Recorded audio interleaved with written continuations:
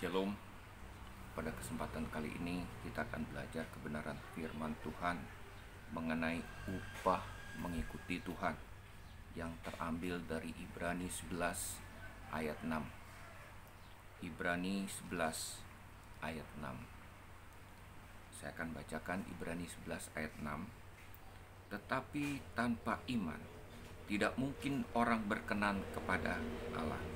Sebab barang siapa berpaling kepada Allah, ia harus percaya bahwa Allah ada dan bahwa Allah memberi upah kepada orang yang sungguh-sungguh mencari Dia. Setiap orang hidup, ketika dia melakukan apa saja, maka dia akan berfokus kepada upah. Jadi ketika seseorang bekerja, fokusnya pada gaji. Dia harus memperoleh gaji di akhir bulan. Ketika seseorang belajar di sekolah, atau mahasiswa belajar di kampus, maka goal atau tujuan yang terakhir adalah dia mendapatkan ijazah atau gelar sebagai upah dari dia belajar. Lalu kemudian kalau seseorang ikut kompetisi olahraga, katakanlah ikut kejuaraan All England, maka goal daripada mengikuti kejuaraan tersebut adalah dia mendapatkan juara atau piala. Nah, demikian juga dalam mengikuti Tuhan, maka kita pun juga akan mendapatkan upah dari Tuhan. Orang pergi ke tempat berhala, mereka akan mendapatkan kekayaan, mencari kedudukan, jabatan. Ketika mereka pergi ke sana, mereka percaya bahwa mereka akan mendapatkan berkat, mereka akan mendapatkan jabatan atau kedudukan.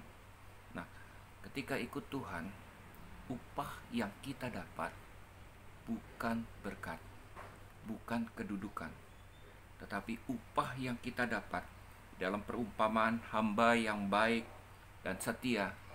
Tuannya berkata, "Baik sekali hambaku yang baik dan setia, ikutlah dalam kebahagiaan." Jadi dengan kata lain, ketika kita ikut Tuhan dengan setia, maka apa yang kita dapat? Kita turut di dalam kebahagiaan Tuhan kita. Ada amin? Apa itu maksudnya kebahagiaan Tuhan kita? Saya pernah melihat seorang teman saya, dia ikut dalam jet pribadinya Abu Rizal Bakri. Betapa dia bangga, betapa dia bahagia ikut dalam jet pribadi bersama-sama dengan seorang konglomerat. Bayangkan kalau saudara tiba-tiba Maya Estianty telepon kepada kita, "Ayo ikut dalam jet pribadinya untuk pergi ke Eropa ataupun ke tempat-tempat yang lainnya." Betapa bahagianya kita, karena kita bisa menikmati kebahagiaan yang Maya Estianty nikmati. Demikian juga kita bisa nikmati bersama-sama dia. Nah, saudara-saudara, ketika kita ikut Tuhan dengan baik dan setia, maka kita percaya bahwa kebahagiaan menanti dalam kehidupan kita. Apa itu? Kebahagiaan yang Tuhan maksud di sini adalah kehidupan kekal yang Tuhan akan berikan di dalam kehidupan kita kelak nanti. Nah, saudara-saudara, bagaimana kita bisa untuk mendapatkan upah tersebut? Ayat 6 dikatakan, tetapi tanpa iman tidak mungkin orang berkenan kepada Allah. Orang yang turut di dalam kebahagiaan tuannya, maka dia harus berkenan kepada tuannya. Ya. Apa itu istilah dengan berkenan? Berkenan, saya ambil contoh, misalnya ada seorang announcer atau MC mengatakan ketika ada suatu upacara pembukaan gedung, presiden atau gubernur atau bupati kiranya berkenan untuk membuka atau meresmikan gedung tersebut. Nah, apa yang dimaksud dengan berkenan di sini? Berkenan di sini maksudnya adalah presiden memenuhi permohonan tersebut dengan senang hati membuka atau meresmikan gedung tersebut. Jadi dengan kata lain, berkenan adalah memenuhi permohonan dengan senang hati. Nah, saudara-saudara, Tuhan berkenan kepada kita. Artinya Tuhan senang. Tuhan mengabulkan permohonan kita. Ya, Dia akan melakukan apa saja yang kita mohonkan, bahkan lebih dari apa yang kita minta. Itu artinya berkenan. Nah, permasalahannya bagaimana sampai bisa Tuhan berkenan dengan kita? Tuhan berkenan kepada kita, saudara-saudara, bukan karena kita melakukan perbuatan baik, bukan karena kita beramal, bukan karena kita rajin beribadah. Kita berkenan kepada Tuhan. Di dalam ayat 1, saudara-saudara, ada istilah iman. Ibrani 11 ayat 1. Iman adalah dasar dari segala sesuatu yang kita harapkan dan bukti dari segala sesuatu yang tidak kita lihat. Kita beriman, kita berkenan kepada Tuhan karena kita memiliki iman. Ayat 6 katakan, tetapi tanpa iman tidak mungkin orang berkenan kepada Allah. Apa itu iman? Seperti yang dikatakan di dalam ayat 1.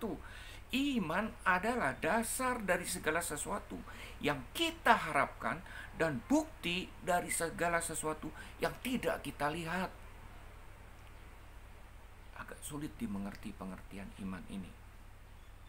Kalau kita mengharapkan sesuatu, harus mempunyai dasar. Dasar kita adalah Tuhan. Kita percaya Tuhan kita sanggup diandalkan. Tuhan kita adalah Tuhan yang mengasihi kita. Dia berkenan kepada kita karena Dia mengasihi kita. Dia tidak pernah meninggalkan dan membiarkan kita. Dasar kita untuk berharap adalah Tuhan.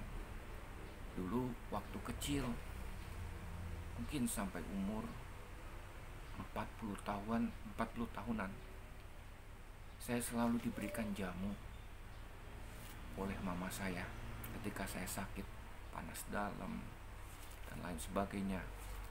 Saya selalu diberikan jamu. Dasar untuk saya sembuh adalah jamu.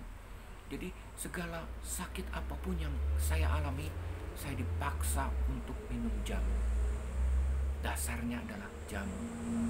Beda ketika sekarang saya melayani anak saya ketika dia sakit. Ketika anak saya sakit, dasarnya adalah Tuhan. Saya percaya bilur-bilur Yesus menyembuhkan sakit penyakit anak saya. Maka saya tumpang tangan terhadap anak saya. Dan saya percaya segala sakit apapun yang diderita anak saya sembuh. Dasar saya adalah Tuhan. Sementara waktu kecil ketika saya sakit, untuk menerima kesembuhan, dasar saya adalah jamu. Karena itu yang ditanamkan di dalam kehidupan saya. Buktinya apa? Bukti dari iman adalah dikatakan dari segala sesuatu yang tidak kita lihat. Buktinya tidak kelihatan. Tetapi apa yang harus kita lakukan ketika iman kita didasarkan pada pengharapan akan Tuhan? Buktinya adalah kita taat kepada Tuhan. Apa buktinya jamu itu bisa menyembuhkan saya pada waktu kecil? Buktinya adalah saya minum jamu tersebut. Saya tidak menolak jamu tersebut. Ketika seseorang menjajakan obat di pinggir jalan, penjual obat di pinggir jalan, dia selalu mempromosikan obatnya, ya. Dan bukan hanya mempromosikan, tetapi mungkin saat itu dia meminum obat tersebut untuk bukti bahwa obat tersebut mujarab. Pernah saya pergi ke Cina, beberapa kali saya pergi ke Cina untuk ikut tur, selalu ada jebakan Batman. Apa itu jebakan Batman? Kita selalu dibawa ke perusahaan obat. Suatu kali saya dibawa ke perusahaan obat, entah minyak apa namanya. Salesnya mempromosikan tentang keampuhan obat tersebut bisa menyembuhkan luka bakar.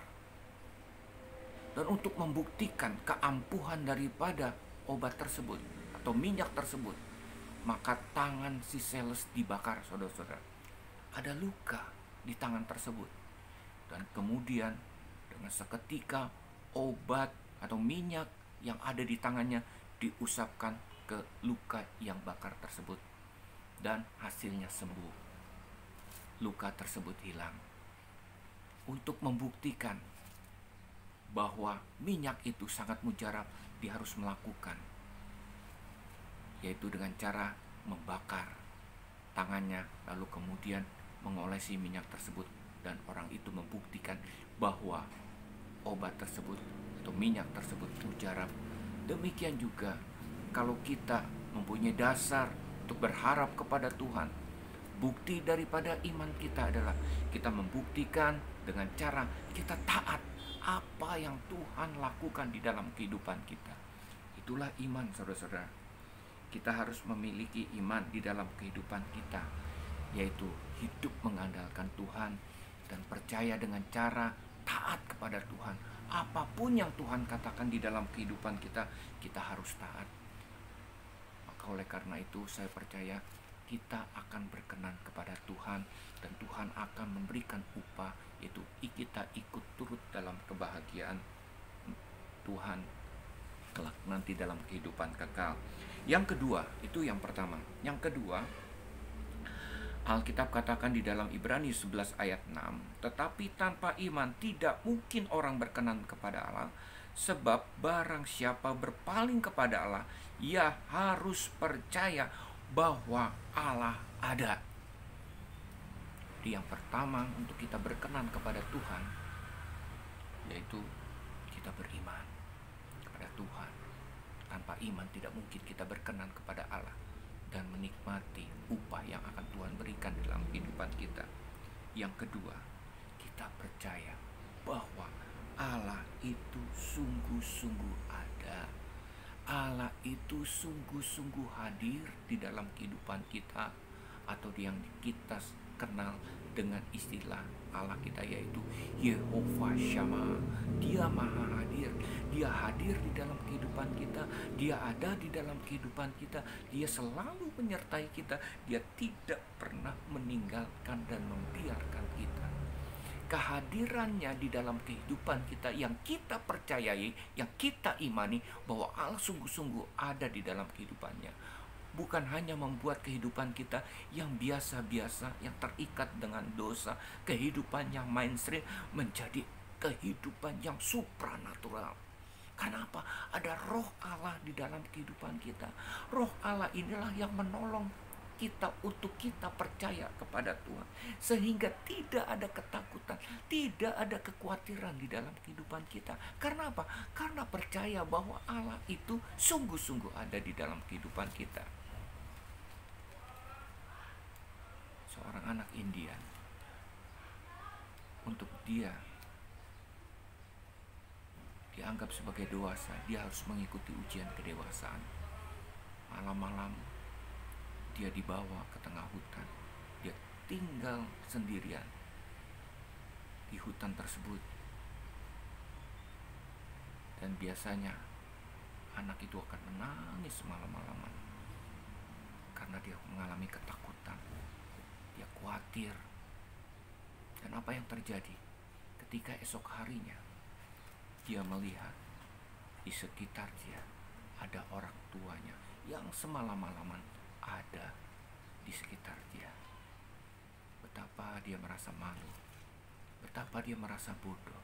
Kenapa dia harus menangis? Karena orang tuanya ada di sekitar tempat tersebut. Saudara-saudara, tidak perlu kita takut, tidak perlu kita khawatir, karena Tuhan ada di dalam kehidupan kita. Dia menolong kita, bukan hanya kita di dalam menghadapi kecemasan, kesesakan di dalam kehidupan kita. Dia menolong kita di dalam keseharian kita. Kita sanggup untuk berkata tidak terhadap dosa berdosa. Dengan kata lain, kita meninggalkan dosa-dosa kita. Kita sanggup untuk percaya atau hidup mengandalkan Tuhan, hidup yang disertai Tuhan. Dan roh apapun yang ada di dalam dunia lebih tidak akan menguasai kehidupan kita, karena roh yang ada di dalam kehidupan kita lebih kuat daripada roh apapun. Itu bukti ketika Tuhan hadir di dalam kehidupan kita. Yang ketiga, untuk hidup kita berkenan kepada Tuhan. Sekali lagi saya bacakan ayat 6, tetapi tanpa iman. Yang pertama, kita harus memiliki iman. Selanjutnya, tidak mungkin orang berkenan kepada Allah, sebab barang siapa berpaling kepada Allah, ia harus percaya bahwa Allah itu ada. Yang kedua, Allah harus percaya bahwa Allah ada. Dan yang ketiga, dan bahkan Allah memberi upah kepada orang yang sungguh-sungguh mencari Dia. Untuk hidup berkenan kepada Tuhan, Tuhan berkenan kepada kita sehingga kita bisa menikmati upah yang Tuhan berikan, yaitu kebahagiaan bersama-sama Tuhan. Kita harus sungguh-sungguh mencari Tuhan. Jangan ikut Tuhan asal-asalan.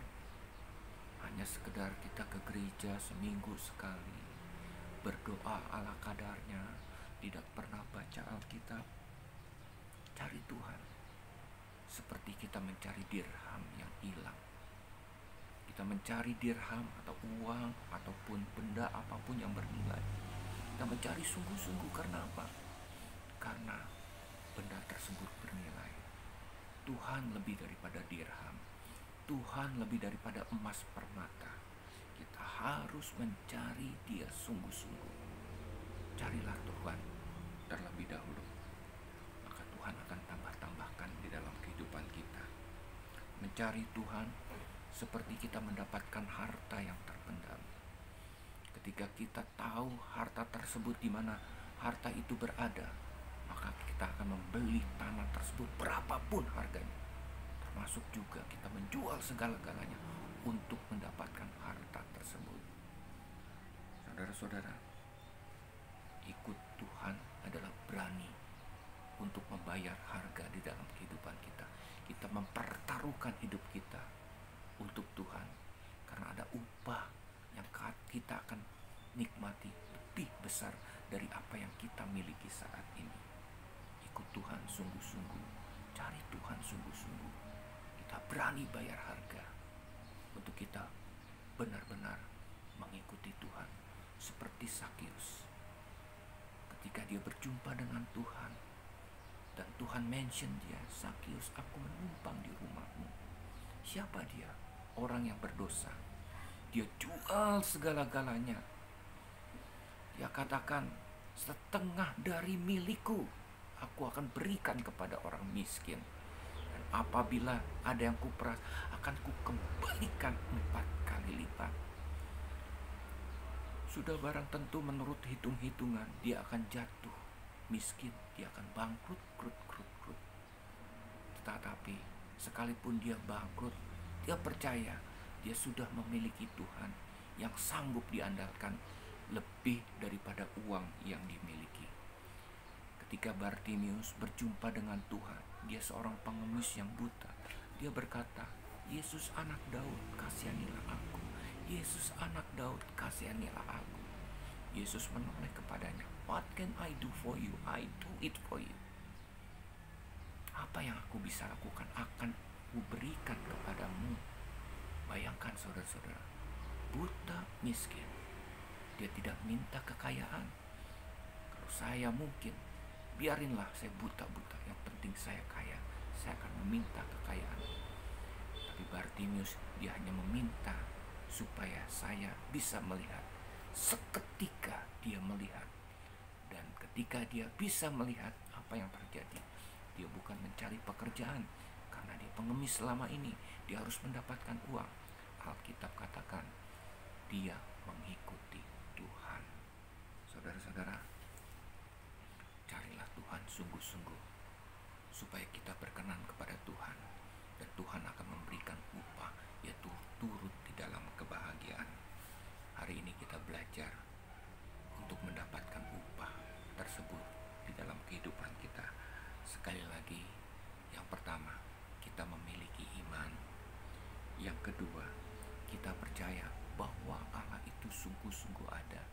Dia hadir, dia ada di tengah-tengah kehidupan kita.